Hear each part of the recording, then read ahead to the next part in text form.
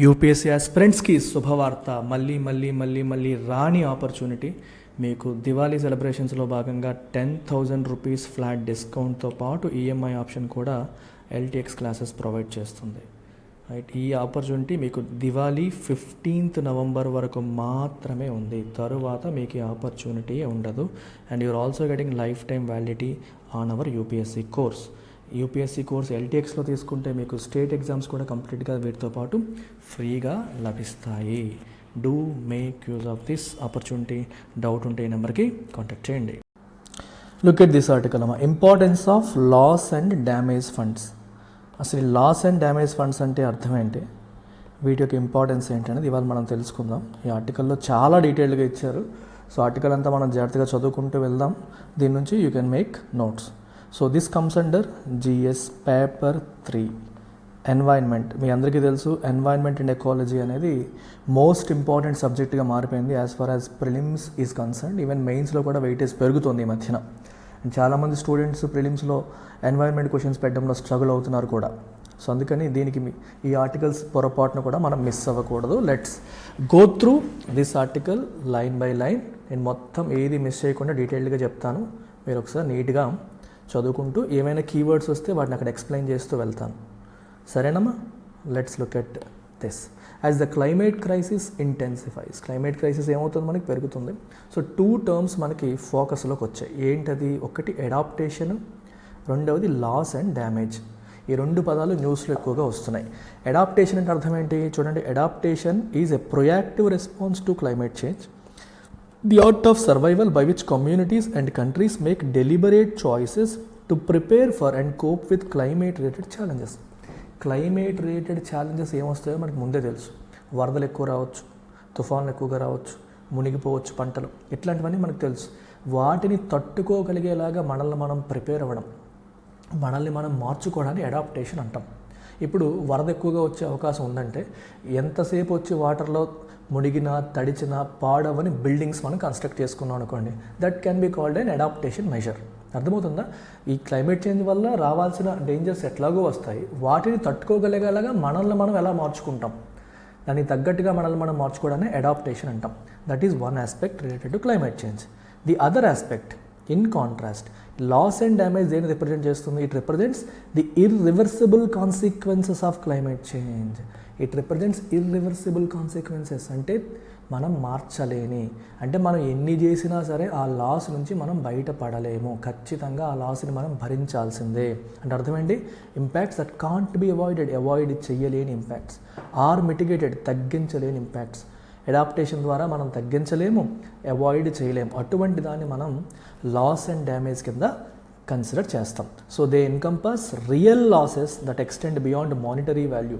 అంటే మన ఆస్తి నష్టాలు మాత్రమే కాదు, దాంతోపాటు హ్యూమన్ రైట్స్ మనం కోల్పోతాం, కొన్ని వెల్ బీయింగ్ కూడా మనం నష్టం. అంటే మన లైఫ్ స్టైల్ మారిపోవచ్చు, మన పరిస్థితులు మారిపోవచ్చు, బేసిక్ నెసెసిటీస్కి యాక్సెస్ మనం కోల్పోవచ్చు. మన ఇల్లు వాకిలి అన్నీ కోల్పోయి రోడ్డు మీదకి వచ్చి బేసిక్ నెసెసిటీస్ కూడా లేని పరిస్థితి, human dignified life, normal right to life కూడా మనం మిస్ అయ్యే పరిస్థితి కూడా క్లైమేట్ చేంజ్ వల్ల వచ్చే అవకాశం అనేది ఉంది. అడాప్టేషన్కి లాస్ అండ్ డ్యామేజ్కి మీకు డిఫరెన్స్ అర్థమయ్యే ఉంటుంది. అడాప్టేషన్ అంటే రానున్న ఆపదకి తగ్గట్టుగా మనల్ని మనం మార్చుకోవడం, మనల్ని మనం అడాప్ట్ అవ్వడం, దానికి తగ్గట్టుగా ప్రిపేర్ అవ్వడం. Whereas loss and damage indicates what? Loss and damage indicates unavoidable loss. మనం ఏం చేసినా సరే దాన్ని అవాయిడ్ చేయలేము అనుకునేది లాస్ అండ్ డ్యామేజ్ అంటాం. So loss and damage includes economic losses, human casualties, ఆర్థికపరమైన నష్టాలు, మనుషులు చావులు లేకపోతే దెబ్బలు ఇట్లాంటివి, and degradation of ecosystems degrade అయిపోతూ ఉంటాయి, కొట్టుకుపోతాయి. అలాగే కల్చరల్ హెరిటేజ్, మనం ఎంతో కల్చరల్ హెరిటేజ్ని కూడా మనం కోల్పోయే, వారసత్వ సంపదను కూడా కోల్పోయే పరిస్థితి వస్తుంది because of these climate change related events. అయితే ఈ కాంటెక్స్లోనే లాస్ అండ్ డ్యామేజ్ ఫండ్ అనేది ఎస్టాబ్లిష్ చేయాలని చెప్పి అనుకున్నారు. అసలు ఏంటి loss and damage fund? Loss and damage fund సంగతి ఏంటో చూద్దాం. The call for affluent nations, అంటే డబ్బున్న దేశాల to acknowledge their accountability for historic pollution is more than 30 years old. Problem ఏంటి అంటే ఈరోజు మనకి ఇంత పొల్యూషన్ జరుగుతుంది, ఇంత క్లైమేట్ చేంజ్ రిలేటెడ్ ఈవెంట్స్ జరుగుతున్నాయి, గ్లోబల్ వార్మింగ్ జరుగుతుంది. దీని అంతటికీ కారణం ఎవరు అని మనల్ని మనం ప్రశ్నించుకుంటే వచ్చే సమాధానం ఏంటి? ఈరోజు డెవలప్ అవుతున్న కంట్రీలా గత 200 సంవత్సరాలుగా ఇండస్ట్రియల్ పొల్యూషన్ కాజ్ చేస్తున్న డెవలప్డ్ కంట్రీసా అని అడిగితే ఆన్సర్ ఏంటి? ప్రధానంగా డెవలప్డ్ కంట్రీస్. ఇండస్ట్రియల్ రెవల్యూషన్ ఎక్కడొచ్చింది? యూకేలో వచ్చింది. తర్వాత యూరోపియన్ కంట్రీస్, తర్వాత అమెరికా, వీటన్నిటికీ వ్యాపించింది. అక్కడ ఇండస్ట్రీస్ ఫస్ట్ ఎస్టాబ్లిష్ అయ్యాయి. వాళ్ళు కొన్ని వందల సంవత్సరాలుగా పొల్యూషన్ చేస్తూనే ఉన్నారు. అంటే ఈ పాటికే ఎర్త్కి చాలా డ్యామేజ్ వాళ్ళు కాజ్ చేసేసారు. ఇప్పుడిప్పుడే డెవలప్ అవుతున్న కంట్రీస్ ఇప్పుడిప్పుడే ఫ్యాక్టరీస్ పెడుతున్నాయి. వీళ్ళు కాజ్ చేసిన డ్యామేజ్ కంటే వాళ్ళు కాజ్ చేసిన డ్యామేజ్ ఎక్కువ. అదే చెప్తున్నారు, they should take accountability for historic pollution and they must acknowledge accountability. వాళ్ళు అకౌంటబిలిటీని ఎక్నాలెడ్జ్ చేయాలి. ఎక్నాలెడ్జ్ అంటే యాక్సెప్ట్ చేయాలి. అకౌంటబిలిటీ అంటే జవాబుదారీతనం. అంటే మా వల్లే తప్పు జరిగింది అని డబ్బున్న దేశాలన్నీ కూడా యాక్సెప్ట్ చేయాలి అన్న డిమాండ్ గత 30 సంవత్సరాలుగా నడుస్తుంది. ఈ హిస్టారిక్ పొల్యూషన్ అంటే కొన్ని దశాబ్దాలుగా చేసిన పొల్యూషన్ అనేది వరల్డ్ యావరేజ్ సర్ఫేస్ టెంపరేచర్ని మోర్ దాన్ 1 డిగ్రీ సెల్సియస్ పెంచేసింది. దానివల్ల ఇప్పుడు ప్రపంచవ్యాప్తంగా డ్యామేజ్ అనేది జరుగుతోంది. ఎస్పెషల్లీ ఆ డ్యామేజ్ ఫేస్ చేస్తుంది ఎవరు? Poorest nations. డ్యామేజ్ ఫేస్ చేస్తుంది ఎవరు? తప్పు చేస్తోంది డబ్బున్న కంట్రీ. ప్రాబ్లం ఫేస్ చేస్తుంది పూర్ నేషన్స్. ఎందుకంటే డబ్బున్నవాడు దానికి తగ్గట్టుగా తమ మార్చుకుంటాడు, వాడి దగ్గర డబ్బులు ఉంటాయి. కానీ క్లైమేట్ చేంజ్ వల్ల వచ్చే డివాస్టేటింగ్ ఎఫెక్ట్కి ఎదుర్కోలేక నష్టపోయేది ఎవరంటే poor countries. That is the problem today. At the 19th Conference of Parties, COP19లో to the United Nations framework convention on climate change, UNFCCC వల్ల COP19 కాన్ఫరెన్స్ ఆఫ్ పార్టీస్ ఇది హైయెస్ట్ లెవెల్ మీటింగ్ అనమాట. ప్రపంచ దేశాలన్నీ అందులో పార్టిసిపేట్ చేస్తాయి to discuss issues related to climate change. 2013లో జరిగిన COP19లో ఇది వార్సా, పోలాండ్లో జరిగింది. అప్పుడు representatives of the member country representatives అందరూ కూడా దే హ్యావ్ అగ్రీడ్ దేనికి? To establish L&D fund, loss and damage fund establish చేయడానికి ఒప్పుకున్నారు. ఎందుకంట? To provide financial and technical assistance to economically developing nations. అర్థమవుతుందా? Economically developing nations, developed countries కాదు. Developing నేషన్స్కి technical assistance అంటే టెక్నాలజీ పరంగా ఏమైనా హెల్ప్ కావాలన్నా, లేదా ఫైనాన్షియల్ అసిస్టెన్స్, వాళ్ళు ఏదైనా ప్రాజెక్ట్స్ టేకప్ చేస్తే దానికి ఫైనాన్షియల్ అసిస్టెన్స్ అందించడం కోసం L&D ఫండ్ క్రియేట్ చేయాలని 2013లో జరిగిన COP19లో డిసైడ్ అయ్యారు కదా. డిసైడ్ అవ్వడం జరిగింది. క్లైమేట్ చేంజ్ వల్ల వస్తున్న లాస్ని కొంచెం రికవర్ చేసుకోవడానికి ఈ ఫండ్ ఎస్టాబ్లిష్ చేద్దామని డిసైడ్ అయ్యారు. COP25లో the Santiago network for L&D was set up. ఈ నెట్వర్క్ సెటప్ అయింది, కానీ కంట్రీస్ ఎటువంటి ఫండ్స్ కూడా ఇంకా కమిట్ చేయలేదు. COP19 జరిగి 6 years అయిపోయింది, 25 అంటే. ఈ 6 ఏళ్లలో ఇప్పటికీ కూడా కనీసం కమిట్మెంట్ కూడా ఇవ్వలేదు funds. Subsequently at COP26 the Glasgow Dialogue on Finance for L&D was established to continue discussions over the next 3 years on the fund. ఆ తర్వాత కూడా డిస్కషన్స్ కంటిన్యూ చేయడం కోసమని డైలాగ్ అంటే ఒక చర్చా వేదికని ప్రారంభించారు. అప్పటికి కూడా ఇంకా ఎవ్వరు ఒక్క రూపాయి కూడా జేబులోంచి విదల్చలేదు. COP27 2022లో జరిగిన COP27 నవంబర్లో చాలా నెగోషియేషన్స్ తర్వాత యుఎన్ఎఫ్సిసిసి మెంబర్స్ ఒప్పుకున్నారు. దేనికి? To set up L&D fund and A transitional committee. అప్పటికి అంటే ఎప్పుడు? COP19లో అనుకుంటే COP27లో ఫండ్ ఎస్టాబ్లిష్ చేయడానికి ఒప్పుకోవడం అనేది జరిగింది. అంటే అప్పుడే అనుకున్నారు, కానీ ఇప్పటి వరకు ముందుకు వెళ్ళలేదు బండి. ఒక ట్రాన్సిషనల్ కమిటీ పెట్టాలి. ఈ ట్రాన్సిషనల్ కమిటీ పని ఏంటి? To figure out how the new funding mechanisms under the fund would operate. ఎట్లా ఈ ఫండింగ్ మెకానిజం అనేది ఎలా ఆపరేట్ అవుతుందని ఫిగర్ అవుట్ చేయడానికి ఒక ట్రాన్సిషనల్ కమిటీ పెట్టాలి. అలాగే L&D ఫండ్ అనేది క్రియేట్ చేసి ఈ ఫండ్ ద్వారా ఈ మనం ఏదైతే లాస్, ఎవరైతే అన్అవాయిడబుల్ లాస్ ఫేస్ చేస్తారో వాళ్ళకి హెల్ప్ చేయాలనేది ఉద్దేశం. ఫండ్ ఇంకా క్రియేట్ కాలేదు, కమిటీ అయితే క్రియేట్ అయింది. The TC was also to prepare recommendations that countries would consider, deliberate on and potentially adopt by COP28. ఈ ట్రాన్సిషనల్ కమిటీకి ఇచ్చిన ఇంకో రెస్పాన్సిబిలిటీ అంటే రికమెండేషన్స్ తయారు చేయాలి. ఆ రికమెండేషన్ అంటే ఈ కంట్రీస్ L&D ఫండ్ ఎట్లా క్రియేట్ చేయాలి, ఎవరు ఎంత కంట్రిబ్యూట్ చేయాలి, ఎవరికి ఎలా డిస్ట్రిబ్యూట్ చేయాలి, వీటికి సంబంధించి విధి విధానాలన్నీ కూడా రూపొందించే బాధ్యత ట్రాన్సిషనల్ కమిటీకి అప్పచెప్పారు. అండ్ COP28 కల్లా అది రెడీ చేసి అడాప్ట్ చేయాలి, ఇంప్లిమెంట్ చేయాలి, ఫాలో చేయాలి అనే ఉద్దేశంతో ట్రాన్సిషనల్ కమిటీ ఏర్పాటు చేశారు. అయితే ట్రాన్సిషనల్ కమిటీ మీటింగ్స్ ఇప్పటికి 4 అయ్యాయి, కానీ నో క్లియర్ రికమెండేషన్స్. ఇప్పటి వరకు సాలిడ్ రికమెండేషన్సే రాలేదు. ఇక్కడ అసలు ప్రాబ్లం అనేది ఉంది అని చెప్తున్నారు. అర్థమవుతుందా? ఇంకా కమిటీ రికమెండేషన్సే ఫైనలైజ్ కాలేదు. అసలు ఈ ట్రాన్సిషనల్ కమిటీ మీటింగ్స్లో వాట్ కాజ్ ద ఇంపాస్ అంటే డెడ్ లాక్ అంటే ఈ situation from which there is no progress, పురోగతి సాధ్యం కాని పరిస్థితి, ముందుకి వెళ్ళలేక వెనక్కి వెళ్ళలేక స్టక్ అయ్యే పరిస్థితిని మనం ఏమంటాం? డెడ్ లాక్ లేదా ఇంపాస్ అంటాం. ఈ ట్రాన్సిషనల్ కమిటీ 4th మీటింగ్ లేదా TC4 October 20th కంక్లూడ్ అయింది. అయితే కన్సెన్సస్ ఏమన్నా వచ్చిందా? ఏకాభిప్రాయం వచ్చిందా? రాలేదు. L&D ఫండ్ ఎలా ఆపరేషనలైజ్ చేయాలని ఇంకా ఏకాభిప్రాయం రాలేదు. ఎక్కడ పెట్టాలి, ఎవరు పెట్టాలి, ఎంత పెట్టాలి, ఇంకా ఏకాభిప్రాయం రాలేదు. అయితే ఏంటి issues? The principal bones of contention అంటే అర్థం ఏంటమ్మా? ఏంటి ఇష్యూస్ అంటే ఏ ఇష్యూస్ పైన ఏకాభిప్రాయం రాలేదు, ఎక్కడ వివాదం నడుస్తుంది, ఏ అంశాలపైన వాళ్ళు ఒక అగ్రిమెంట్కి రాలేకపోతున్నారు అంటే had to do with hosting the fund at the World Bank. మొదటిది వరల్డ్ బ్యాంక్ దగ్గర హోస్ట్ చేయాలి అనే విషయంలో ఇంకా ఏకాభిప్రాయం రాలేదు.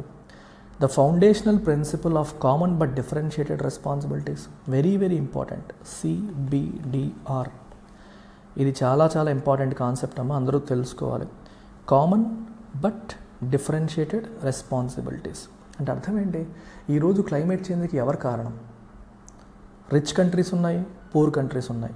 ఎవరు కారణం అంటే ప్రిడామినెంట్లీ రిచ్ కంట్రీస్ యొక్క కంట్రిబ్యూషన్ ఇంత అయితే పూర్ కంట్రీస్ యొక్క కంట్రిబ్యూషన్ ఇంతే. క్లైమేట్ చేంజ్ని ఎదుర్కోవడానికి రెస్పాన్సిబిలిటీ ఎవరిది అంటే ఇద్దరిది, రిచ్ అండ్ పూర్. రెస్పాన్సిబిలిటీ ఇద్దరిది, which means the responsibility is common for both. But is the responsibility same? No, the responsibility is differentiated. ఎందుకు? ఈరోజు క్లైమేట్ చేంజ్ ఈ పరిస్థితి ఉండడానికి ప్రధానమైన కారణం ఎవరు? Rich countries. ఎక్కువ కారణం వాళ్ళు కాబట్టి they have to take more responsibility. Rich countries have to take more responsibility than poor countries. Fund create చేస్తే ఎక్కువ ఎవరు కంట్రిబ్యూట్ చేయాలి? Rich countries. పూర్ కంట్రీస్లో ఫండ్ కంట్రిబ్యూట్ చేసే పొజిషన్లోనే లేవు. రిచ్ కంట్రీస్ ఎక్కువ కంట్రిబ్యూట్ చేయాలి, డెవలపింగ్ కంట్రీస్ కొంచెం కంట్రిబ్యూట్ చేయాలి, పూర్ కంట్రీస్ రిసీవ్ చేసుకోవాలి. That is the meaning of common but differentiated responsibility. ఇద్దరికీ రెస్పాన్సిబిలిటీ ఉంది, కానీ responsibility is not same, it is differentiated. నువ్వు ఎంత డ్యామేజ్ చేస్తే అంత ఎక్కువ రెస్పాన్సిబిలిటీ నువ్వు తీసుకోవాలి. హిస్టారికల్గా నువ్వు ఎన్నో తప్పులు చేసావు, ఆ తప్పుకి కనీసం ప్రాయశ్చిత్తం చేసుకునే అవకాశం ఈ డిఫరెన్షియేటెడ్ రెస్పాన్సిబిలిటీస్ ద్వారా ఈ రిచ్ కంట్రీస్ టేకప్ చేయాలనేది CBDR యొక్క కథ. This is a concept of climate justice. అందరూ ఒకేలాగా కాదు. We have to follow equity principle, proportional equality principle. ఎవరు ఎంత తప్పు చేస్తే అంత శిక్ష అనుభవించాలి, ఎవడు ఎక్కువ కాజ్ చేస్తే వాడు ఎక్కువ పేమెంట్ చేయాలి, ఎక్కువ కాంట్రిబ్యూట్ చేయాలి ఈరోజు. That is the point. And climate reparations అంటే ఎంత పే చేయడం, లాస్ అయినప్పుడు దానికి ఇచ్చేదని రిపరేషన్ అంటాం. And the eligibility of all developing nations for the fund. And developing nations అందరికీ ఈ ఫండ్ నుంచి కంట్రిబ్యూషన్స్ ఇవ్వాలా, లేదా డెవలపింగ్ నేషన్స్లో కొన్ని బాగానే ఉన్నాయి వాళ్ళకి ఎందుకు డబ్బులు ఇవ్వాలి అని కొందరిని ఎక్స్క్లూడ్ చేయాలా? ఇవి బోన్స్ ఆఫ్ కంటెన్షన్. అర్థమవుతుంది? ఈ అంశాలపైన ఏకాభిప్రాయం రాక TC4లో స్టక్ అయిపోయారు. The differences on these counts deepened the rift అంటే gap between developed and developing countries at TC4 meeting. ఈ రెండు గ్రూపుల మధ్య గ్యాప్ అనేది పెరిగిపోయింది ఈ అంశాలపైన ఏకాభిప్రాయం రాకపోవడం వల్ల. ఇమీడియట్గా an impromptu 5th meeting of the TC. Impromptu అంటే అన్ప్లాన్డ్, ప్లాన్ చేసుకోలేదు, అప్పటికప్పుడు అనుకొని ఒక 5th మీటింగ్ కూడా అబుదాబిలో కండక్ట్ చేశారు కొన్ని రోజుల క్రితం. అండ్ అందులో ఏ సెట్ ఆఫ్ రికమెండేషన్స్ని డ్రాఫ్ట్ చేయడం జరిగింది. 5th మీటింగ్లో కొన్ని రికమెండేషన్స్ డ్రాఫ్ట్ చేశారు, COP28కి ఫార్వర్డ్ చేశారు. సో COP28లో వాటిని అప్రూవ్ చేస్తారా లేదా ఇంకా మనకు తెలియదు, కానీ COP28కి సెట్ ఆఫ్ రికమెండేషన్స్ని ఫార్వర్డ్ చేయడం అయితే జరిగింది. అసలు ఒరిజినల్గా TC5 ఎజెండాలో ఉందా? లేదు. ఈ కమిటీ మీటింగ్ 5 అనేది ఎజెండాలో లేదు. ఎజెండా లేకపోయినా పెట్టాల్సి వచ్చిందంటే 4 మీటింగ్స్ ప్లాన్ చేసుకున్న మీటింగ్స్లో ఏ అవుట్పుట్ రాలేదు. అందుకని మళ్ళీ సడన్గా ఇంకొక మీటింగ్ పెట్టి మరీ ముందుకు వెళ్లాల్సిన పరిస్థితి వచ్చింది. సో దీని అర్థం ఏంటి? L&D ఫండ్ అనేది ఎంత వివాదాస్పదమైన అంశం అంటే దీంట్లో ఏకాభిప్రాయం రాని అంశం అనేది మీకు దీని ద్వారా అర్థమవుతుంది. అయితే ఈ TC5 మీటింగ్లో ఏం డిసైడ్ చేశారు? Developing nations conceded to the fund being hosted by World Bank financial intermediary fund. Developing countries ఒప్పుకున్నాయి, అంటే వరల్డ్ బ్యాంక్లో దాన్ని హోస్ట్ చేద్దాము అనే విషయంలో డెవలపింగ్ కంట్రీస్ ఇంతకుముందు వాదించాయి, ఫైనల్గా ఒప్పుకున్నాయి. ఒక 4 సంవత్సరాల పాటు పెడదాము, తర్వాత వీళ్ళు డిసైడ్ అని చెప్పి అనుకున్నారు, దానికి వాళ్ళు ఒప్పుకున్నారు. అండ్ అది ఒక డెడికేటెడ్ సెక్రటేరియట్ దానికి పెడతారు, సెపరేట్ ఆఫీస్ ఉంటుంది. అయితే వరల్డ్ బ్యాంక్ దీనికి ఒప్పుకోవాలి కదా, వాళ్ళు ఇంకా కన్ఫర్మ్ చేయలేదు. ఒకవేళ ఒప్పుకున్నా వరల్డ్ బ్యాంక్ చాలా ఎక్కువ ఫీజు ఛార్జ్ చేస్తుంది. ఈ పనులన్నీ చేయడానికి మాకు ఇంత ఫీజు పే చేయాలని చాలా ఎక్కువ ఫీజు వరల్డ్ బ్యాంక్ ఛార్జ్ చేస్తుంది. అంటే ఈ వచ్చిన ఫండ్స్లో కొంత డబ్బులు ఆ మెయింటెనెన్స్కే పోతాయి. More over, developed nations, particularly the US, have remained non-committal about being the primary donors to the fund. Main problem అది. అంటే ఎవడైతే ఎక్కువ డొనేషన్ ఇవ్వాలో వాళ్ళు కమిట్మెంట్ ఇవ్వట్లేదు. మేజర్ డోనర్ అనుకున్న యూఎస్ఏ వాళ్ళు కమిట్మెంట్ అనేది ఇవ్వట్లేదు. అండ్ సిబిడిఆర్కి సంబంధించిన రెఫరెన్సెస్ని వాళ్ళు రిజెక్ట్ చేస్తున్నారు. అంటే అందరూ సమానం కాదు, కామన్ బట్ డిఫరెన్షియేటెడ్ రెస్పాన్సిబిలిటీస్ అని చెప్తుంటే దాన్ని వాళ్ళు యాక్సెప్ట్ చేయట్లేదు. ఈక్విటీ, లయబిలిటీ అనే అంశాలు డ్రాఫ్ట్ రిపోర్ట్లో పెడితే ఒప్పుకోవట్లేదు. ఈక్విటీ అంటే అర్థం ఏంటి? ఫెయిర్నెస్ అంటే అర్థం ఏంటి? అందరినీ ఒకేలా చూడడం ఫెయిర్నెస్ కాదు. ఎవరిని ఎలా చూడాలో అలా చూడడం ఫెయిర్నెస్. అందరికీ ఒకే రకమైన శిక్ష వేయడం ఫెయిర్నెస్ కాదు. ఎవరికి ఎంత శిక్ష వేయాలో అంత శిక్ష వేస్తే అది fairness. That is justice. Giving each one his due. ఇప్పుడు పేదోడు ఉన్నాడు, డబ్బున్నోడు ఉన్నాడు. గవర్నమెంట్ ఇద్దరు ఒకేలా చూడకూడదు వాళ్ళని. డబ్బున్న వాడిని ఒకలా చూడాలి, పేదవాడికి ఎక్కువ చూడాలి. ఎందుకంటే పేదవాడికి గవర్నమెంట్ అవసరం ఉంది. పేదవాడి పట్ల గవర్నమెంట్కి రెస్పాన్సిబిలిటీ ఎక్కువ ఉంటుంది డబ్బున్న వాడి పట్ల కంటే. ఇద్దరిని ఈక్వల్గా చూస్తాను అనకూడదు. ఈక్వాలిటీ ఉన్న అక్కడ ఫెయిర్నెస్ ఉండదు, జస్టిస్ ఉండదు. జస్టిస్ ఉండాలంటే ఎవరికి ఎంత ఇవ్వాలి అంత ఇవ్వాలి. అలాగే ట్యాక్సుల పరంగా తీసుకుంటే డబ్బున్నోడు పేదోడు ఉన్నాడు. డబ్బున్నోడు పేదోడు ఒకేలాగా ట్యాక్సులు కట్టాలి అనకూడదు. డబ్బున్నోడు ఎక్కువ కంట్రిబ్యూట్ చేయాలి, పేదవాడు కంట్రిబ్యూట్ చేయలేకపోవచ్చు. ఎక్కువ సంపాదించేవాడికి ఎక్కువ ట్యాక్స్ వేస్తారు, తక్కువ సంపాదించేవాడికి తక్కువ ట్యాక్స్ వేస్తారు కదా. ఇప్పుడు తక్కువ లో పే స్కేల్ ఉన్న వాళ్ళకి 10%, ఎక్కువ సంపాదించితే 30% వేస్తారు. తప్పేం కాదు. ప్రోగ్రెసివ్ ట్యాక్సేషన్ తప్పు కాదు. Differentiated responsibility. నువ్వు ఎక్కువ సంపాదిస్తున్నావు, సో సొసైటీ కొంచెం ఎక్కువ ఇవ్వు, నష్టం లేదు, రైట్? అది పాయింట్. అలాగే ఈ డబ్బున్న కంట్రీస్ ఎక్కువ తప్పు చేశాయి, వాళ్ళు ఎక్కువ చేయాలి, దాన్ని వాళ్ళు యాక్సెప్ట్ చేయట్లేదు. ప్రాబ్లం ఇక్కడ అది. The result is that their support is voluntary. దానివల్ల ఏమవుతుంది? వాళ్ళు యాక్సెప్ట్ చేస్తే it will be binding on them. వాళ్ళు యాక్సెప్ట్ చేయకపోతే అది వాలంటరీ అవుతుంది. వాళ్ళు నచ్చితే ఇస్తారు, లేకపోతే లేదు. దీనివల్ల ఏమవుతుంది? Intent of L&D fund water down అవుతుంది. ఆ స్పిరిట్ అనేది తగ్గిపోతుంది. ఇంటెంట్ అనేది కంప్లీట్గా తగ్గిపోయి స్పిరిట్ అనేది తగ్గిపోయే పరిస్థితి మనకి వస్తుంది. Further, there is currently no indication of the size of the fund because such a statement was quashed under pressure from the UK and Australia. Australia pressure పెట్టడం వల్ల ఎంత ఫండ్ తీసుకురావాలి, ఎంత సైజ్ ఆఫ్ ద ఫండ్ విషయంలో ఒక indication లేకుండా అయిపోయింది. అంటే ఇండికేషన్ లేకుండా ఎంత సైజ్ క్రియేట్ చేస్తారో ఇండికేషనే లేదు, మనకు తెలియదు. ఎన్ని వందల కోట్లు, ఎన్ని వేల కోట్లు ఫండ్ ఏర్పాటు చేస్తామన్న క్లారిటీయే లేకుండా అయిపోయింది. సో ప్రెజెంట్ ఉన్న డ్రాఫ్ట్ అనేది ఏం చెప్తుంది? It simply urges and invites developed nations to provide money. మీరు డబ్బులు ఇవ్వండి అంటుంది, ఎంత ఇవ్వాలో చెప్పట్లేదు. అది పరిస్థితి. అయితే ఈ అవుట్కమ్ యొక్క ఇంప్లికేషన్స్ అంటే కాన్సిక్వెన్సెస్ ఏంటి? ఈ అవుట్కమ్ దేన్ని హైలైట్ చేస్తుందంటే ఒక ప్రొఫౌండ్ ల్యాక్ ఆఫ్ ట్రస్ట్ని ఇండికేట్ చేస్తుంది. ఎవరెవరి మధ్య? డబ్బున్న వాళ్ళకి, డబ్బున్న కంట్రీస్కి, ఎమర్జింగ్ ఎకానమీస్కి మధ్యలో ట్రస్ట్ లేని పరిస్థితిని ఇది ఇండికేట్ చేస్తుంది. రిగార్డింగ్ దేర్ హిస్టారికల్ రెస్పాన్సిబిలిటీస్ విషయంలో యాక్సెప్టెన్స్ లేదు. డెవలపింగ్ కంట్రీస్ ఏమంటాయి? CBDR అంటే కామన్ బట్ డిఫరెన్షియేటెడ్ రెస్పాన్సిబిలిటీస్ అంటాయి, కానీ వాళ్ళు ఒప్పుకోవట్లేదు. దీనివల్ల ఒక సబ్స్టాన్షియల్ డివైడ్ అనేది వస్తుంది వెల్దీ మరియు ఇంపోవరిష్డ్ నేషన్స్ పట్ల, ఎస్పెషల్లీ కన్సర్నింగ్ క్లైమేట్ రిపరేషన్స్ అంటే డ్యామేజ్ ఫండ్. రిపరేషన్ అంటే ఒక డ్యామేజ్ మనకి తగినప్పుడు దానికి పరిహారం అనమాట, దాన్ని రిపరేషన్ అంటాం. ఈ అన్విల్లింగ్నెస్ ఏదైతే ఉందో, వెల్దీ నేషన్స్ యొక్క అన్విల్లింగ్నెస్ ఏదైతే ఉందో టు ఫుల్ఫిల్ ఇంటెండెడ్ కమిట్మెంట్స్, ఇది ఏం చేస్తుందంటే it undermines faith in global climate negotiations and hampers cooperative spirit necessary to address climate change. దీన్ని అడ్రస్ చేయడానికి నలుగురు కలిసి ముందుకెళ్ళాలి, కోఆపరేటివ్ స్పిరిట్ కావాలి. అన్ఫార్చునేట్లీ డిఫరెన్సెస్ రావడం వల్ల ఆ స్పిరిట్ దెబ్బతింటుంది. ఈరోజు అది హ్యాంపర్ అవుతుంది, దెబ్బతింటుంది. క్లైమేట్ నెగోషియేషన్స్ పట్ల నమ్మకం పోయే పరిస్థితి మనకి దీనివల్ల వస్తుంది. So it represents a missed chance to take concrete steps to combat. అంటే ఈ క్లైమేట్ చేంజ్ని కాంబాట్ చేయడానికి సాలిడ్ స్టెప్స్ తీసుకునే ఒక అద్భుతమైన అవకాశాన్ని మనం ఇప్పుడు కోల్పోయే పరిస్థితి దీనివల్ల వస్తుంది అని చెప్తున్నారు. Escalating consequences of climate change on vulnerable community. దీనివల్ల ఏమవుతుంది? యాక్షన్ తీసుకోలేని పరిస్థితి. దానివల్ల వల్నరబుల్ కమ్యూనిటీస్ పట్ల క్లైమేట్ చేంజ్ యొక్క ఇంపాక్ట్ ఇంకా ఇంకా ఇంకా ఎస్కలేట్ అయ్యే పరిస్థితి వస్తుంది. And it also signifies a breakdown in diplomatic ఎఫర్ట్స్లో బ్రేక్ డౌన్ కూడా దారితీస్తుంది. దౌత్యపరమైన ఎఫర్ట్స్ కూడా బ్రేక్ డౌన్ అయ్యే సిచ్యువేషన్ దీనివల్ల వస్తుంది. దీనివల్ల leading to doubts about nations ability to collaborate, అసలు ఎఫెక్టివ్గా కొలాబరేట్ చేయగలవా, కలిసి పోరాటం చేయగలవా అనే అనుమానాలు వచ్చే సిచ్యువేషన్కి ఇది దారితీసింది. ఈ డెవలపింగ్ కంట్రీస్లో ఉన్న ఈ డిస్కంటెంట్, అసంతృప్తి ఏదైతే ఉందో దేని నుంచి వస్తుంది? It stems from the perception.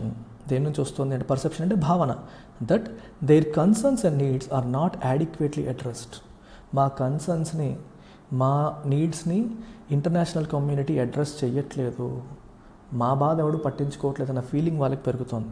Making the path to climate action and need other global issues even more దీనివల్ల ఇది కాంప్లికేట్ అయిపోతుంది. అంటే ఎప్పుడైతే ట్రస్ట్ డెఫిసిట్ వస్తుందో ఇంటర్నేషనల్ కమ్యూనిటీలో డెవలపింగ్ కంట్రీస్ అన్నీ కూడా మా యొక్క కన్సర్న్స్ని ఎవడు పట్టించుకోవట్లేదన్న ఫీలింగ్ వస్తుందో, కన్సెన్సస్ అనేది ఏకాభిప్రాయం లేక డిసగ్రిమెంట్స్ ఎప్పుడైతే పెరుగుతాయో అది దెబ్బకి దారితీస్తుంది, కాంప్లికేషన్స్కి దారితీస్తుంది అని అర్థం అన్నమాట.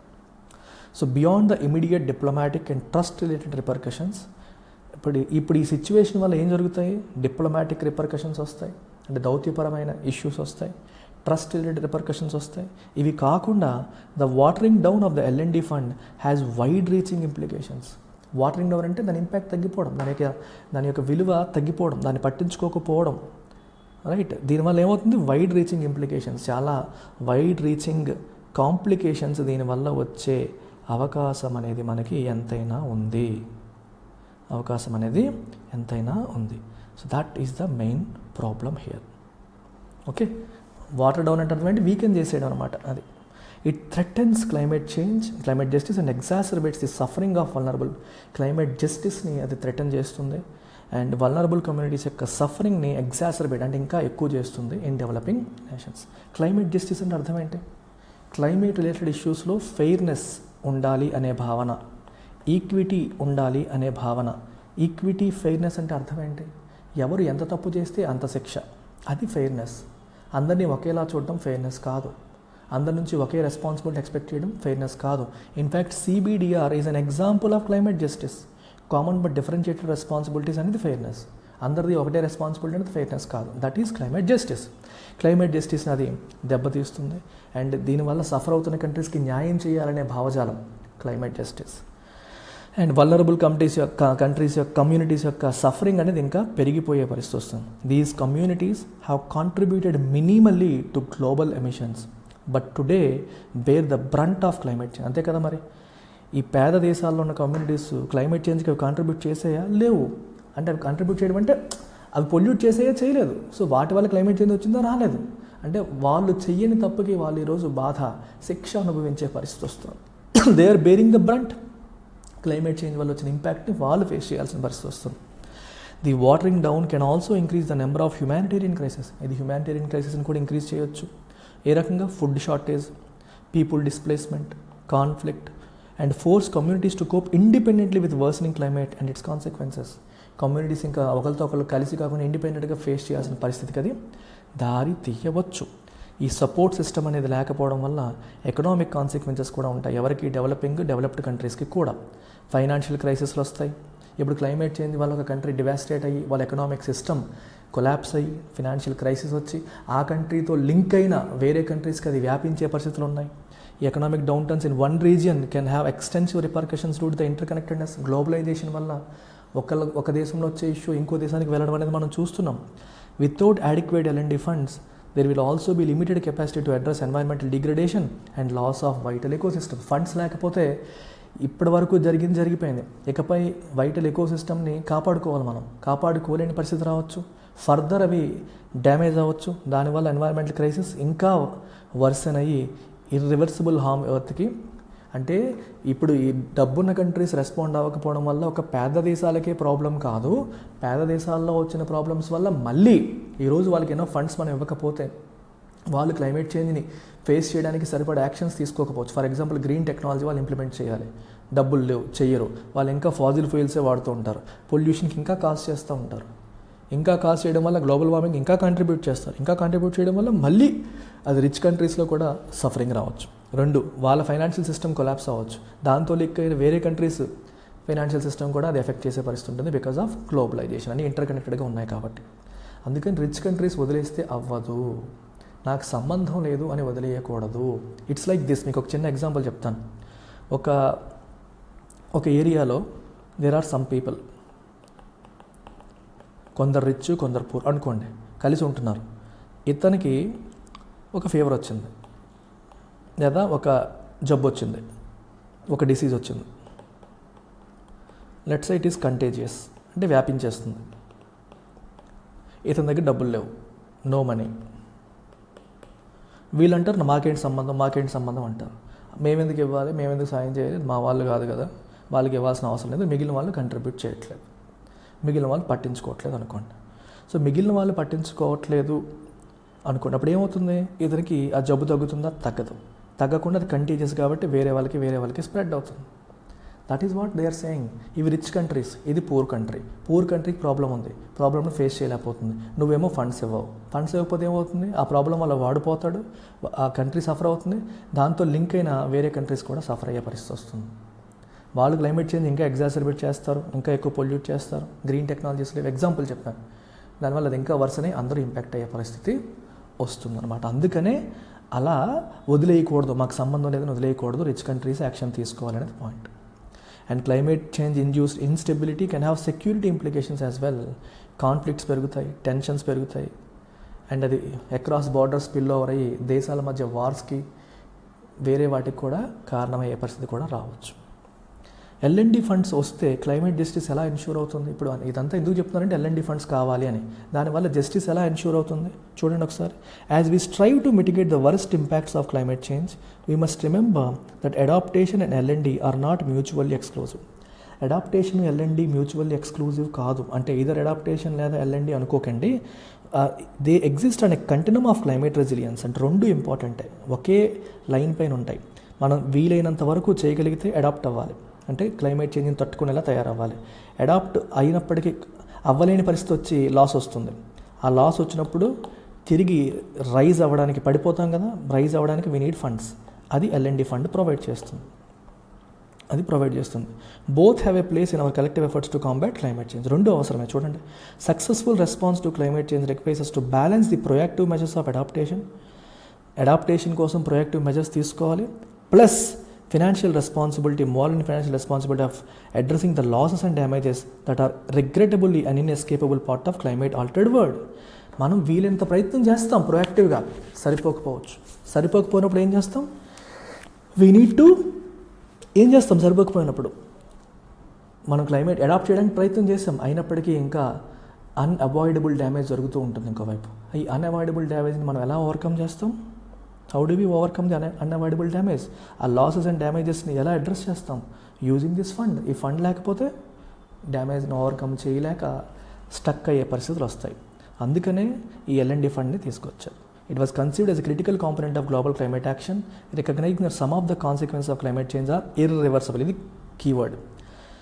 కాన్సిక్వెన్స్ అనేవి ఇర్రివర్సబుల్, అది వల్నరబుల్ నేషన్స్ హ్యాండిల్ చేయలేవు. They are beyond the capacity of vulnerable nations. So అందుకని క్లైమేట్ జస్టిస్ మనం అచీవ్ చేయాలంటే, అంటే క్లైమేట్ చేంజ్ వల్ల నష్టపోతున్న కంట్రీస్కి న్యాయం చేయాలంటే రిచ్ కంట్రీస్ ఏం చేయాలి? They must meet their obligation. వాళ్ళ ఆబ్లిగేషన్స్ వాళ్ళు ఫుల్ఫిల్ చేయాలి to reduce emissions and deliver finance in line with what is fair. Finance deliver చేయాలి in line with what is fair. అందరూ ఈక్వల్గా కాదు, వాట్ ఈస్ ఫెయిర్, వాళ్ళు ఎంత చేయాలో అంత చేయాలి. Thus uphold the principles of equity, justice and solidarity in the face of changing climate. Okay, ఈ ప్రిన్సిపల్స్ని వాళ్ళు అప్హోల్డ్ చేయాలి. లేకపోతే global climate action will get derailed, దారి తప్పుతుంది. అండ్ ఆల్రెడీ బిలీగడ్ COP28 టాక్స్ పైన ఇంకా ఎక్కువ ప్రెజర్ పెట్టే పరిస్థితి వస్తుంది. COP28 ఈ సంవత్సరమే జరగబోతుంది. ఎక్కడ జరుగుతుంది అనేది మీరు కామెంట్ సెక్షన్లో పెట్టండి. COP28 ఏ కంట్రీలో, ఏ సిటీలో జరగబోతోంది? I want you to put it in comment section. చాలా చాలా ఇంపార్టెంట్ ఆర్టికల్. ఈ బొమ్మ ఒకసారి మీరు చూడండి. 10 most expensive disasters of past decade. 2019-20లో ఆస్ట్రేలియాలో బుష్ ఫైర్స్ జరిగాయి. 34 మంది చనిపోయారు, $110 బిలియన్ నష్టపోయాం. 21లో జర్మనీలో ఫ్లడ్స్ వచ్చాయి, $41.7 బిలియన్, 230 మంది చనిపోయారు.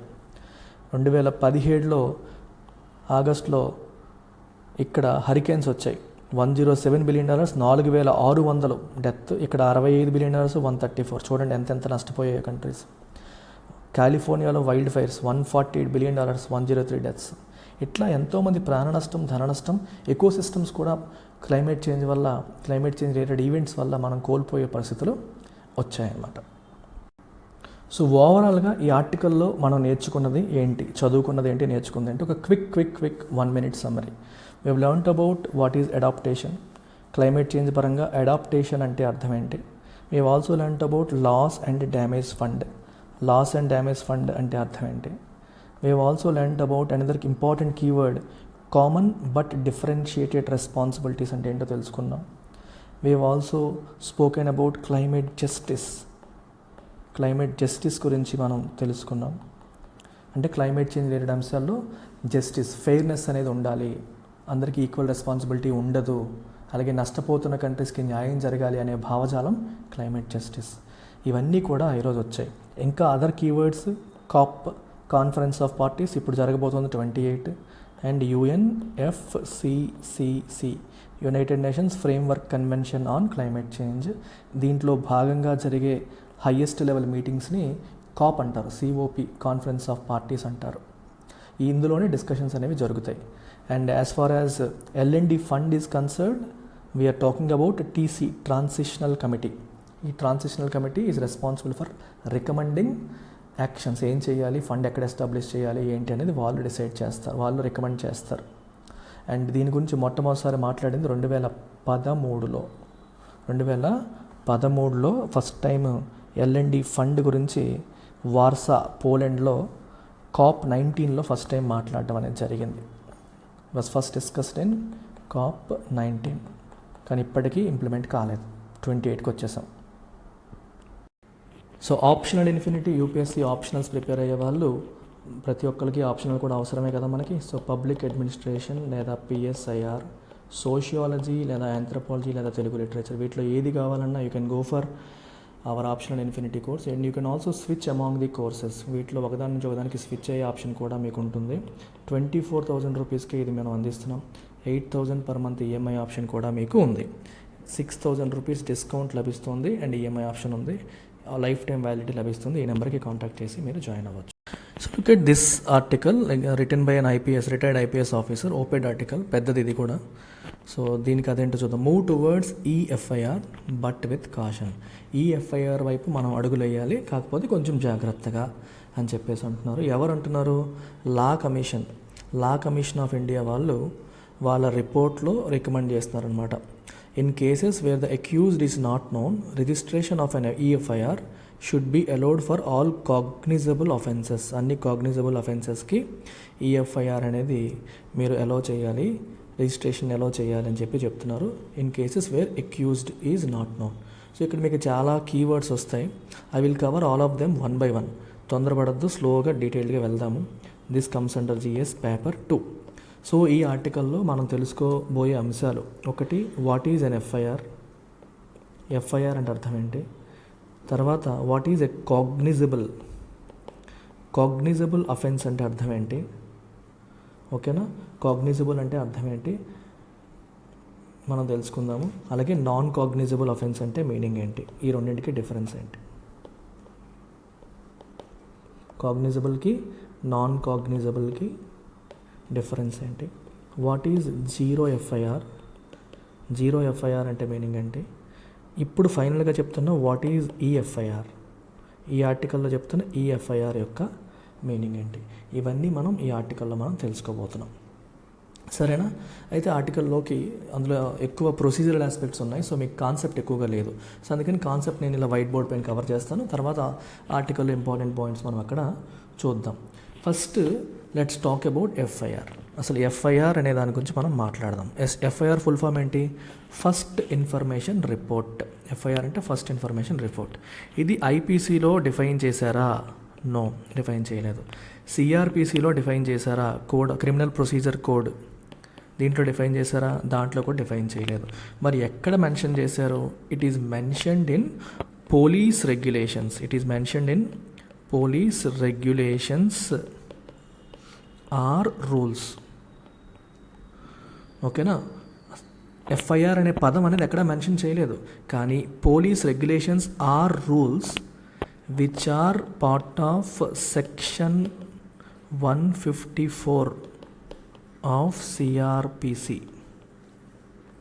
Okay, as per police regulations or rules, information recorded under section 154 of criminal procedure code is known as FIR. దాన్ని ఎఫ్ఐఆర్ అని మనం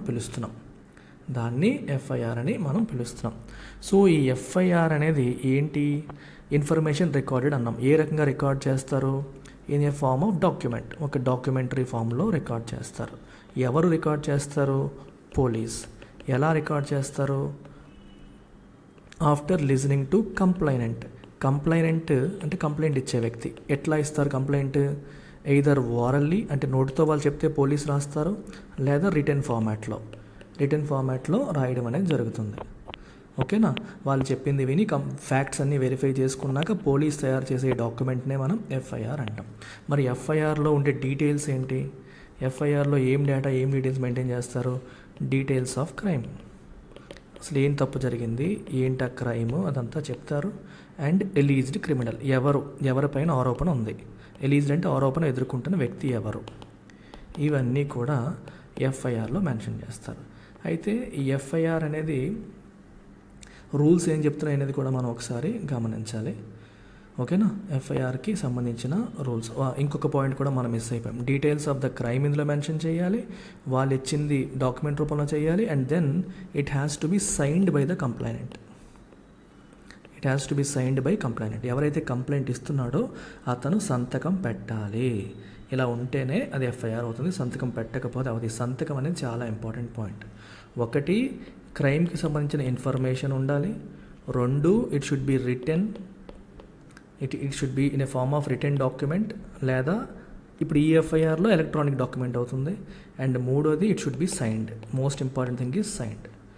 క్రైమ్ ఇన్ఫో ఉండాలి, పోలీస్ దాన్ని డాక్యుమెంట్ తయారు చేయాలి, అండ్ సైన్ చేసి ఉండాలి చివరిగా. అయితే ఇక్కడ మనం ఇంకో పదాన్ని తెలుసుకోవాలని చెప్పి అనుకుంటున్నాం. కాగ్నిజబుల్ అఫెన్స్ అని చెప్పన్నాం. అసలు offences 2 types, cognizable and non cognizable. కాగ్నిజబుల్కి నాన్ కాగ్నిజబుల్కి డిఫరెన్స్ ఏంటి?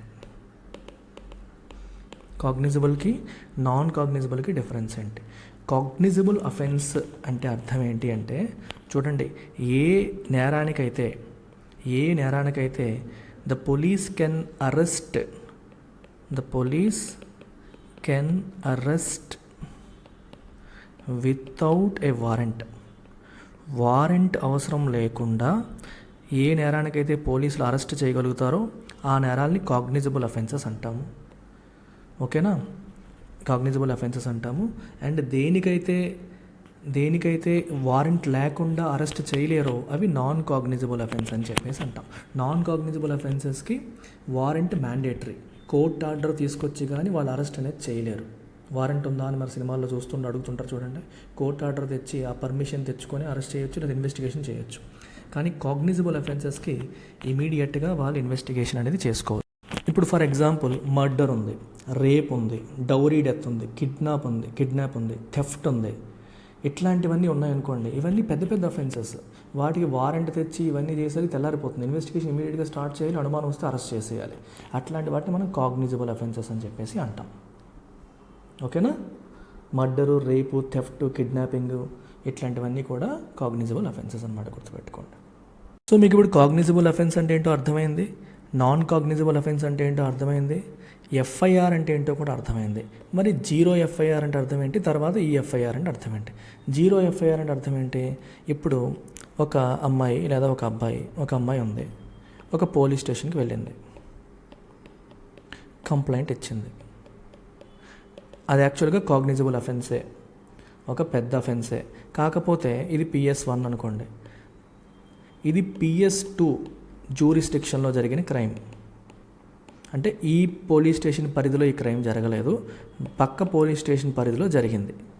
అలా అని చెప్పేసి ఇది ఇక్కడ కాదు అక్కడికి వెళ్ళిపోండి అని చెప్పకుండా ఈ పోలీస్ స్టేషన్ వాళ్ళు ఓకే ఎఫ్ఐఆర్ అనేది రిజిస్టర్ చేసి, ఆ అమ్మాయిని పంపించకుండా ఎఫ్ఐఆర్ అనేది రిజిస్టర్ చేసి వితౌట్ ఫర్దర్ ఇంకే ఇన్వెస్టిగేషన్ చేయకుండా ఈ ఎఫ్ఐఆర్ని వీళ్ళకి ఇలా ఫార్వర్డ్ చేసేసారు అనుకోండి.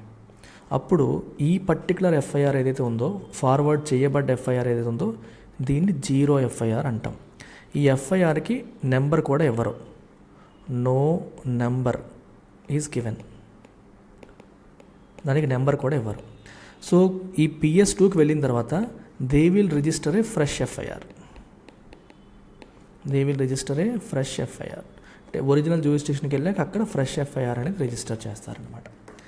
అర్థమవుతుందా? ఇది difference between zero FIR and regular FIR.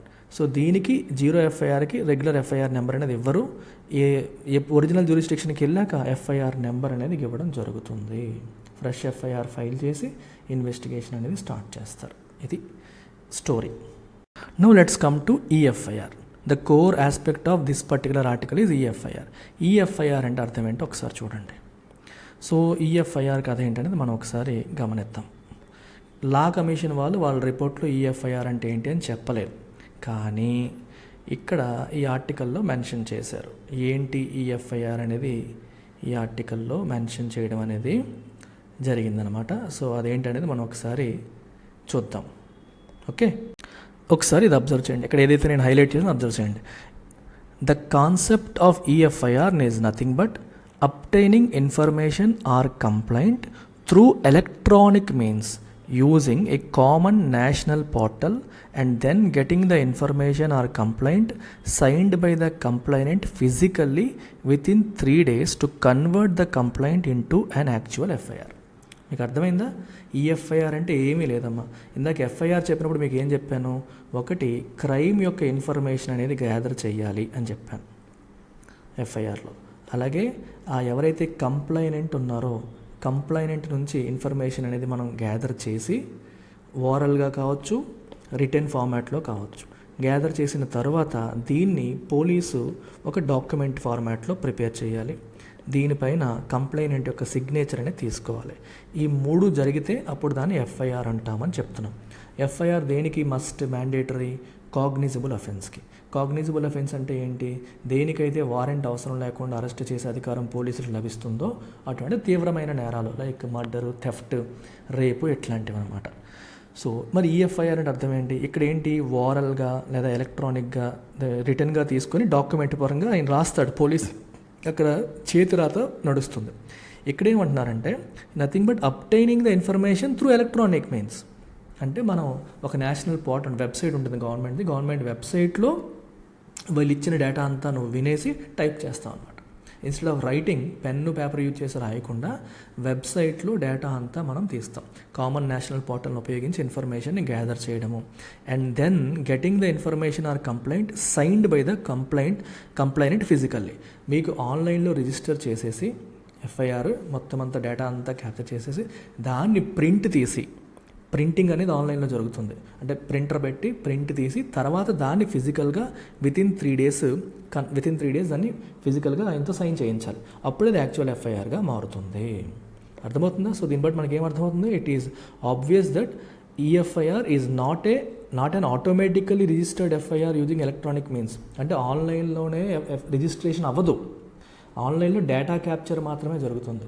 ఆన్లైన్లో డేటా క్యాప్చర్ చేసుకొని తర్వాత మళ్ళీ దాన్ని ప్రింట్ తీసి వీళ్ళతో సంతకం పెట్టించడం జరుగుతుంది.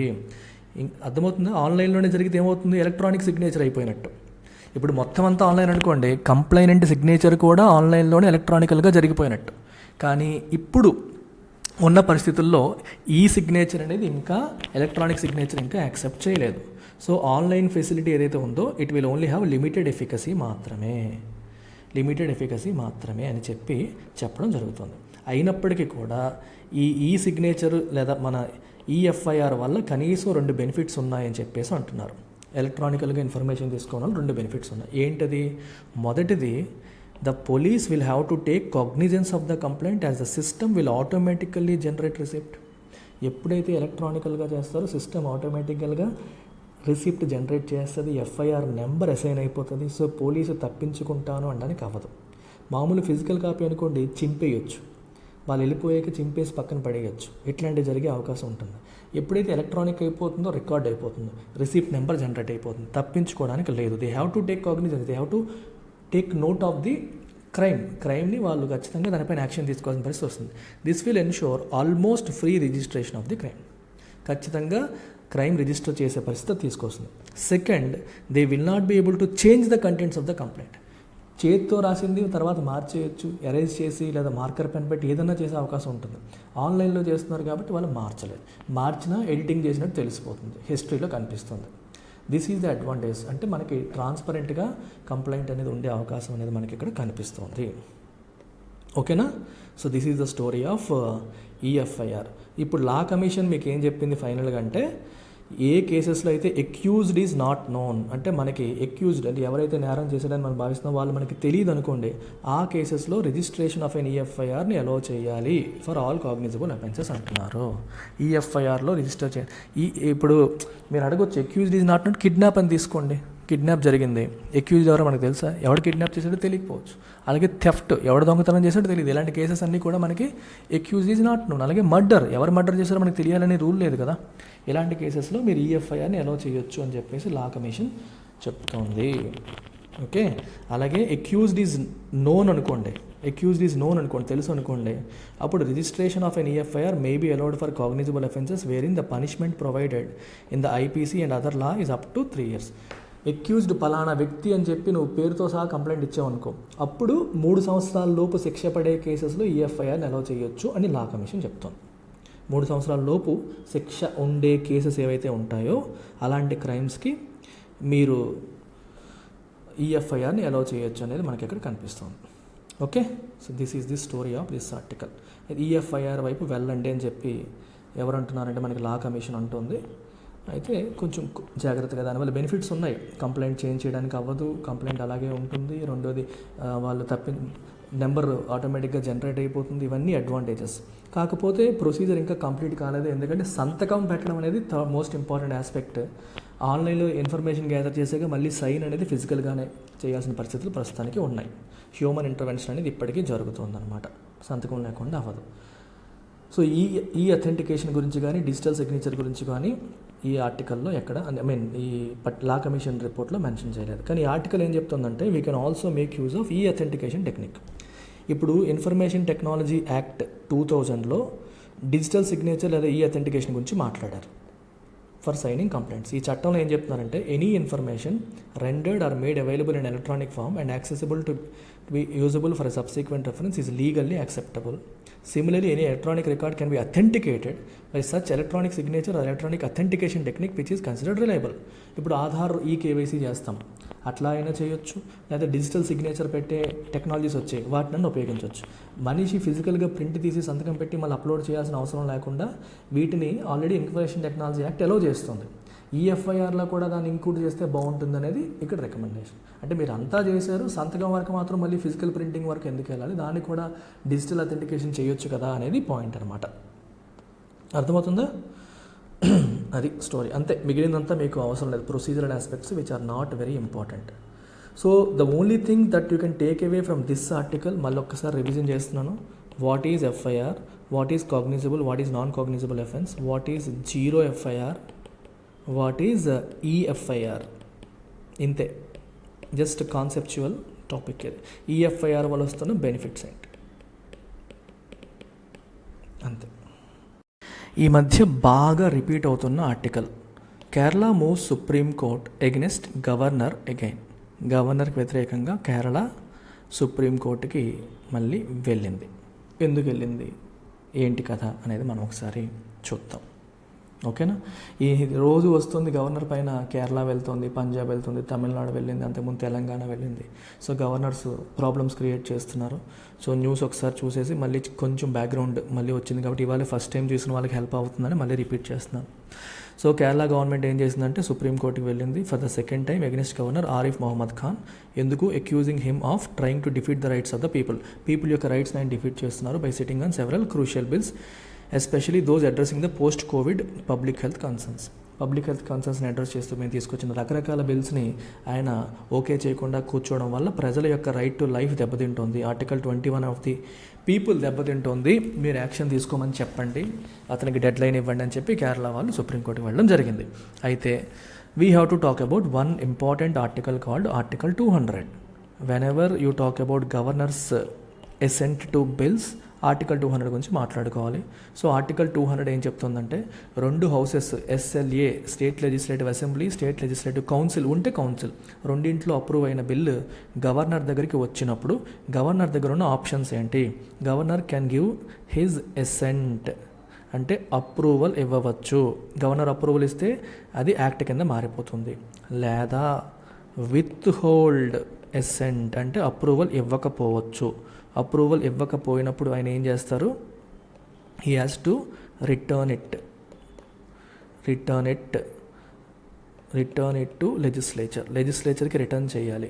రిటర్న్ చేసి ఆయన రికమెండేషన్స్ ఏంటి, ఏ మార్పులు చేయాలి ఏంటి అనేది చెప్పాలి. దాని ప్రకారం లెజిస్లేచర్ ఆ రికమెండేషన్స్, ఆ మార్పులు, చేంజెస్ ఏమైనా చేయాల్సి వస్తే చేసి తిరిగి మళ్ళీ గవర్నర్కి పంపితే రెండోసారి ఖచ్చితంగా యాక్సెప్ట్ చేయాల్సి ఉంటుంది.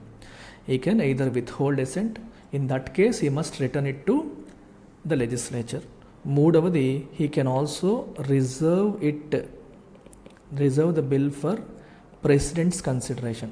ప్రెసిడెంట్స్ కన్సిడరేషన్కి రిజర్వ్ చేయొచ్చు. అంటే ప్రెసిడెంట్ దగ్గరికి బిల్లు వెళ్తుంది, ప్రెసిడెంట్ దాన్ని యాక్సెప్ట్ చేయొచ్చు లేదా విత్ హోల్డ్ చేయొచ్చు. మీకు అర్థమవుతుందా? ఇది చెప్పారు. అయితే ఇక్కడ పాయింట్ ఏంటి అంటే, ఈ విత్ హోల్డ్ ఎసెంట్ అనేది ఉంది కదా, ఇది ఇంపార్టెంట్ పాయింట్ అయిపోయింది. విత్ హోల్డ్ అంటే అర్థం ఏంటి? అప్రూవల్ ఇవ్వకపోవడం. అప్రూవల్ ఇవ్వకపోతే అతను ఏం చేయాలి? దాన్ని రిటర్న్ చేయాలి. అప్రూవల్ ఇవ్వను అనుకుంటే హీ మస్ట్ రిటర్న్ ఇట్. అయితే ఎన్ని రోజుల్లోగా రిటర్న్ చేయాలి లేదా ఎన్ని రోజుల్లోగా అప్రూవల్ ఇవ్వాలి అంటే, తన దగ్గరికి బిల్లు వచ్చినప్పుడు either accept it or return it, ఈ రెండింటి ఏదో చేయాలి. ఇది ఎన్ని రోజుల్లోగా చేయాలని చెప్పి నో టైం ఫ్రేమ్ మెన్షన్. కాన్స్టిట్యూషన్లో టైం ఫ్రేమ్ మెన్షన్ చేయలేదు. That is the major problem. కాన్స్టిట్యూషన్లో ఎన్ని రోజుల్లోగా చేయాలని మెన్షన్ చేయకపోవడం వల్ల గవర్నర్ ఏం చేస్తున్నారంటే, they are just sitting on them. Governors are sitting on the bills పైన జస్ట్ అలా కూర్చుంటున్నారు, not taking action. In a way వాళ్ళు ఏ వీటో ఉపయోగిస్తున్నారు? In a way effectively they are using pocket veto వాడుతున్నట్టు. అంటే they are putting the bill in the pocket. గవర్నర్కి constitution pocket veto ఇచ్చిందా? ఇవ్వలేదు. యూ కెన్ డూ నథింగ్ అనే option constitution గవర్నర్కి ఇవ్వలేదు. గవర్నర్కి ఇచ్చింది ఏంటి అంటే, మనకి either you give assent or withhold assent. In case of withholding assent you must return it to the legislature. Problem ఏంటి? ఎన్ని రోజుల్లోగా రిటర్న్ చేయాలి, ఎన్ని రోజుల్లోగా ఎసెంట్ చేయాలని టైం పీరియడ్ మెన్షన్ చేయలేదు. అందులో ఏం మెన్షన్ చేశారంటే యాజ్ సూన్ యాజ్ పాసిబుల్ అన్నారు. సుప్రీంకోర్టు దాన్ని ఎలా ఇంటర్ప్రిట్ చేసిందంటే, ఎంత మనకి ప్రాక్టికల్ పాసిబిలిటీస్ అన్నీ చూసుకొని, ప్రొసీజరల్ పాసిబిలిటీస్ అన్నీ చూసుకొని, అవాయిడబుల్ డిలేని తీసేసి, అంటే అవాయిడ్ చేయగలిగే డిలే లేకుండా ఎంత తొందరగా వీలైతే అంత తొందరగా అని అర్థం అని చెప్పింది. ఇంకా కొన్ని కేసెస్లో సుప్రీంకోర్టు 3 నెలల్లోగా అని కూడా చెప్పింది. ఎగ్జాక్ట్గా టైం ఫ్రేమ్ అనేది ఫిక్స్ చేయలేదు. ఆ ఫిక్స్ చేయకపోవడం వల్ల ఈ లూప్ హోల్ని గవర్నర్స్ ఉపయోగించుకొని స్టేట్ గవర్నమెంట్స్ని ఇబ్బంది పెడుతున్నాయి. ఎస్పెషల్లీ బీజేపీకి ఆపోజిట్, బీజేపీ కాకుండా నాన్ బీజేపీ స్టేట్స్లో ఈ సమస్యలు అనేవి ప్రధానంగా మనకి వస్తున్నాయి అన్నమాట. ఇది story of the article. Again మీ అందరికీ తెలుసు, జిఎస్ పేపర్ 2 రిపీటెడ్గా వస్తుంది, అందుకే నేను డీటెయిల్డ్గా చెప్పలేదు. ఇంతకుముందు టెక్స్ట్ అండ్ కాంటెక్స్ట్ ఆర్టికల్ చాలా ఇన్డెప్త్ కవర్ చేసాం, ఆర్టికల్ అంతా కవర్ చేసాం. So I'm not covering it in detail again now. ఆంధ్రప్రదేశ్లో ఉద్యోగాల జాతర రాబోతోంది. గ్రూప్ 2కి 900కి పైగా పోస్టులు అనేవి అతి త్వరలో వస్తున్నాయని న్యూస్ వచ్చింది. మరి టైం వేస్ట్ చేయకుండా ఇప్పటి నుంచే ప్రిపరేషన్ స్టార్ట్ చేయాలి అంటే మీరు గ్రూప్ 2 కోర్సు తీసుకుంటే మీకు ఉపయోగపడుతుంది. లేటెస్ట్ సిలబస్ ప్రకారం రన్ చేసిన క్లాసెస్ ఇవన్నీ, చాలా లేటెస్ట్ కంటెంట్. దీంతోపాటు మీకు టెస్ట్ సిరీస్ కూడా ఉంది. టెస్ట్ సిరీస్ మీకు కేవలం యాక్చువల్గా 3000 రూపీస్, మీకు 1000 రూపీస్కే నేను టెస్ట్ సిరీస్ అందిస్తున్నాను. 70 టెస్ట్లు, ఏ ఇన్స్టిట్యూట్ కూడా ఆఫర్ చేయనట్టుగా 70 టెస్ట్లు మనం అందిస్తున్నాం. 50 సెక్షనల్ టెస్ట్లు, 20 ఫుల్ లెంత్ గ్రాండ్ టెస్ట్లు మనం కండక్ట్ చేస్తున్నాం. సో మొత్తం కలిపి 4500 MCQs మీరు ఇందులో భాగంగా అటెంప్ట్ చేస్తారు. సో ఈ నెంబర్కి మీరు కాంటాక్ట్ చేయొచ్చు, లేదా యాప్లో డైరెక్ట్గా మీరు గ్రూప్ 2 టెస్ట్ సిరీస్ అని టైప్ చేస్తే మీకు వస్తుంది. డైరెక్ట్గా మీరు పర్చేస్ చేయొచ్చు. టెస్ట్ సిరీస్ పైన లైవ్ టెస్ట్ సిరీస్ అనేది మీరు ఓన్లీ సెపరేట్గా కూడా తీసుకోవచ్చు. గ్రూప్ 2 కోర్స్ తీసుకుంటే టెస్ట్ సిరీస్ మీకు ఫ్రీగా వస్తుంది. ఓకేనమ్మా? So that's about it. So next article, world will overshoot 2030 fossil fuel limit by twice over. ఒక రిపోర్ట్ చెప్తుంది 2030లో ఫాసిల్ ఫ్యూయల్ లిమిట్ మనం ఏదైతే పెట్టుకున్నామో దాన్ని మనం డబల్, అంటే ఎంత ఎమిషన్స్ చేయాలనుకుంటున్నామో దానికి డబల్ చేసేలా ఉన్నామని చెప్పి ఒక రిపోర్ట్ చెప్తుంది. So this article comes under GS paper 3 environment. ఇవాళ ఆల్రెడీ మనం ఒక ఎన్వైర్న్మెంట్ ఆర్టికల్ కవర్ చేసాం, ఇంకొక ఎన్వైర్న్మెంట్ ఆర్టికల్. సో ఈ రిపోర్టు ఎవరు రిలీజ్ చేస్తున్నారు అనేది మనం ఒకసారి గమనించాలి. This report is called production gap report. It was released on Wednesday. ఎవరు రిలీజ్ చేశారు? It is prepared by the Stockholm environment institute, climate analytics E3G, international institute for sustainable development and the United Nations environment programme. వీళ్ళంతా కలిపి prepare చేసిన report ఇది. దీనికి to assess governments planned and projected production of coal, oil and gas against global levels consistent with Paris agreements temperature goal. Paris అగ్రిమెంట్లో మనం ఏదైతే goal పెట్టుకున్నామో ఆ goal ప్రకారం నడుచుకోవాలంటే మనం ఎంత ఎమిషన్స్ చేయాలి, అంతకంటే వీళ్ళు ఎంత ఎక్కువ చేస్తున్నారు అనేది అసెస్ చేయడం కోసం తయారు చేసిన రిపోర్ట్. ఈ రిపోర్ట్లో 20 major fossil fuel producing countries యొక్క ఎమిషన్ ట్రెండ్స్ని అనలైజ్ చేశారు. ఏంటవి? ఈ ఆస్ట్రేలియా, బ్రెజిల్, కెనడా, ఈ కంట్రీస్ అన్నీ కూడా మీరు పేర్లు ఒకసారి చూసుకోవచ్చు. ఓకే, వీళ్ళు ఏం కొనుక్కున్నారంటే many governments are promoting fossil gas as an essential transition fuel but with no apparent plans to transition away from it later. ఈ కంట్రీస్ అన్నీ ఇంకా వాటినే ఫాజిల్ గ్యాసెస్నే ప్రమోట్ చేస్తున్నారు, దాని నుంచి ట్రాన్సిషన్ అవ్వడానికి ప్లాన్స్ అనేవి చెప్పట్లేదు అని వీళ్ళు చెప్తున్నారు. అయితే మెయిన్ పాయింట్ చూడండి, ఇక్కడ మెయిన్ పాయింట్ అసలు ఈ రిపోర్ట్ ఏం చెప్పింది అనేది కూడా మనకి ఇంపార్టెంట్ కదా. ఈ రిపోర్ట్ ఏం చెప్తోంది అంటే చూడండి, ఈ report says that many governments plan to produce twice as much fossil fuels in 2030 than would be consistent with limiting warming to 1.5 degrees centigrade Celsius and 16% more than would be consistent with 2 degrees Celsius. Paris climate అగ్రిమెంట్లో ఏదైతే అనుకున్నారో, okay, ఏమనుకున్నారు? మన global వార్మింగ్ని pre industrial level కంటే 1.5 degrees centigradeకి పెంచకూడదు అని చెప్పి అనుకున్నారు. 2 degreesకి పెంచకూడదు, కుదిరితే 1.5 degrees centigrade కంటే పెంచకూడదు. ప్రీ ఇండస్ట్రియల్ ఎరా టెంపరేచర్తో కంపేర్ చేస్తే 1.5 degrees గ్లోబల్ యావరేజ్ టెంపరేచర్ అంతకంటే పెరగకూడదు అని అనుకున్నారు. ఒకవేళ 1.5 degrees centigrade కంటే గ్లోబల్ టెంపరేచర్ పెరగకూడదు అంటే దానికి తగ్గట్టు మనం ఎంత ఎమిషన్స్ చేయాలి, అంటే ఎంత ఎమిషన్స్ తగ్గించుకోవాలి, ఎంత ఎమిషన్స్ చేయాలి. అలాగే 2 degrees వరకు అంటే ఎంత ఎమిషన్స్ చేయాలని మనం క్యాలిక్యులేట్ చేసుకుంటే ప్రజెంట్ ఈ ప్రపంచవ్యాప్తంగా కంట్రీస్ అన్నీ చేస్తున్న ఎమిషన్స్, వాళ్ళ ఎమిషన్ ప్లాన్స్ ఎలా ఉన్నాయంటే దీనికి డబల్ చేస్తున్నట్టు.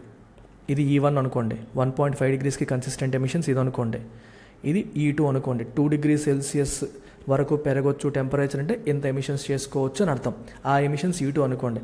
దీంతో కంపేర్ చేస్తే 1.69 times ఉంది. అంటే ప్యారిస్ క్లైమేట్ అగ్రిమెంట్లో ఏదైతే అనుకున్నామో దానికి తగ్గట్టుగా ప్రపంచ దేశాలు అడుగులు వేయట్లేదు, దానికంటే ఎక్కువ ప్రొడ్యూస్ చేస్తున్నారు, ఇంకా ఎక్కువ ఎమిషన్స్ చేస్తున్నారు అని ఇక్కడ చెప్పడం జరుగుతుంది. ఇది ఈ ఆర్టికల్ చెప్పిన పాయింట్. సో సిచ్యువేషన్ అనేది బాగాలేదు. ప్రపంచ దేశాలన్నీ కబుర్లు చెప్తున్నాయి, 2050 నుంచి 2070 కల్లా నెట్ జీరో ఎమిషన్స్కి వెళ్ళిపోతామని అందరూ ప్లెడ్జ్ చేస్తున్నారు. 151 కంట్రీస్ ప్లెడ్జ్ చేశాయి. నెట్ జీరో అంటే అర్థం ఏంటి? మా నుంచి ఇంకా కార్బన్ ఎమిషన్ జీరో, లేదా ఒకవేళ మేము ఎంత ఎమిట్ చేస్తే అంత అబ్జార్బ్ చేస్తాం. ప్రతి కంట్రీలో కూడా కార్బన్ సింక్స్ ఉంటాయి కదా, ఈ అడవులు, గ్రీన్ కవర్, మేము ఎంత మా అబ్జార్ప్టివ్ కెపాసిటీ ఎంత ఉందో దానికి తగ్గట్టుగానే మేము ప్రొడ్యూస్ చేస్తాం, ఎమిషన్స్ చేస్తాము, అంతకుమించి చెయ్యము బై 2050 అని కొన్ని, 2070 అని కొన్ని కమిట్మెంట్ ఇచ్చాయి. అలా కమిట్మెంట్ ఇచ్చిన కంట్రీలు ఆ దిశగా అడుగులు వేస్తున్నాయంటే వేయట్లేదు. బై 2030 వాళ్ళ ప్లాన్స్ ఎలా ఉన్నాయి, బై 2030 వాళ్ళు ఎంత ఎమిషన్స్ చేయబోతున్నారు అనేది ఈ పర్టికులర్ రిపోర్ట్ అనలైజ్ చేసింది. వీళ్ళు చేసే ఎమిషన్స్ ఎలా ఉన్నాయంటే వీళ్ళు చెప్పిన గోల్ అచీవ్ చేయడానికి చేయాల్సిన దానికి డబల్ చేస్తున్నాయి.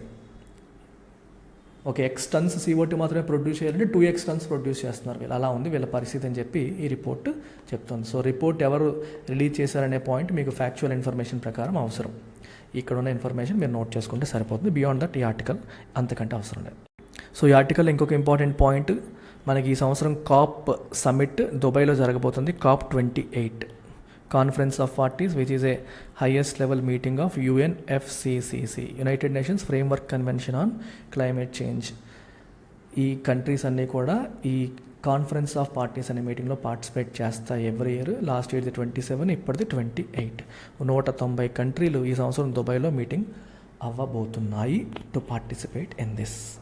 So next article, Kerala forms organic farming mission to boost అగ్రికల్చర్ని స్ట్రెంగ్తెన్ చేయడానికి ఆర్గానిక్ ఫార్మింగ్ మిషన్ని కేరళ ఫామ్ చేస్తుంది. This comes under GS paper 3 economic development అగ్రికల్చర్లోకి ఈ టాపిక్ అనేది మనకి వస్తుంది. సో కేరళ గవర్నమెంట్ ఏం చేసిందమ్మా, ఆర్గానిక్ ఫార్మింగ్ మిషన్ని ఏర్పాటు చేసింది. దేనికి? To encourage adoption of sustainable organic and climate smart farming practices. Organic ప్రాక్టీసెస్ని ఎంకరేజ్ చేయడం కోసం. సో దీంట్లో భాగంగా నెక్స్ట్ 5 ఇయర్స్లో 5,000 హెక్టార్స్కి ఆర్గానిక్ ఫార్మింగ్ని ఎక్స్పాండ్ చేయడం అనేది ఈ మిషన్ యొక్క గోల్. ఇది అడుగుతారు మీకు. గోల్ ఏంటంటే 5,000 హెక్టార్స్కి నెక్స్ట్ 5 ఇయర్స్లో through an annual target of 1,000 hectares. సంవత్సరానికి 1,000 హెక్టార్స్ చొప్పున నెక్స్ట్ 5 ఇయర్స్లో 5,000 హెక్టార్స్కి ఆర్గానిక్ ఫార్మింగ్ని ఎక్స్పాండ్ చేయడం అనేది ఈ పర్టికులర్ మిషన్ యొక్క గోల్ అనమాట. Okay, that's it. అంతే, ఇంకా అంతకుమించి మిగిలినవన్నీ ప్రొసీజరల్ ఆస్పెక్ట్స్, పెద్దగా మనకి అవసరం లేనివి. ఇంకా చూడండి, కొంచెం డీటెయిల్స్ ఇక్కడ రాశారు. In farms run by agriculture department at least 10% of the area will be set aside for organic farming. Agriculture department వాళ్ళు రన్ చేసే దాంట్లో 10% ఆర్గానిక్ ఫార్మింగ్కి సెట్ చేస్తారనేది ఇక్కడ క్లియర్గా మెన్షన్ చేయడం జరిగింది. అంతే, బియాండ్ దిస్ ఈ ఆర్టికల్ నుంచి మనం ఇంకేమీ అవసరం లేదు. So look at today's MCQ of the day. In cognisable offences the police can't make arrest without a warrant. కరెక్టా కాదా? 0 FIR అంటే ఏంటని చెప్పి ఇచ్చాను. ఈ రెండిట్లో ఏది కరెక్ట్ స్టేట్మెంట్ ఐడెంటిఫై చేయండి. 2 కరెక్ట్ అయితే బోత్ పెట్టండి, 2 తప్పు అయితే నన్ను పెట్టండి. ఏది కరెక్ట్ అయితే ఆ రెస్పెక్టివ్ ఆప్షన్ సెలెక్ట్ చేసుకోండి. Don't miss this most beautiful current affairs course for UPSC. మన హిందూలో మీరు యూట్యూబ్లో చూస్తున్న హిందూ అనాలిసిస్తో పాటు మీరు డౌన్ టు ఎర్త్, PIB మరియు రిమైనింగ్ ఇండియన్ ఎక్స్ప్రెస్లో వచ్చే ఇంపార్టెంట్ ఆర్టికల్స్ని కూడా కవర్ చేసుకొని మీ కరెంట్ అఫైర్స్ ప్రిపరేషన్ని కంప్లీట్ చేసుకోవాలంటే మీరు లైవ్ క్లాసెస్లో జాయిన్ అవ్వాలి. రెగ్యులర్ ఫీ 10,000 అయితే మీకు ఇక్కడ 5,000కే మనం అందిస్తున్నాం. 5,000 రూపీస్కి మనం flat 50% of Diwali special offer. మళ్ళీ రాదు. మీరు 1 ఇయర్ ప్లాన్ తీసుకుంటే 3,000కే వచ్చేస్తుంది. You can make the purchase on the web directly, లేదా యాప్లో డైరెక్ట్గా మీరు పర్చేస్ చేయొచ్చు.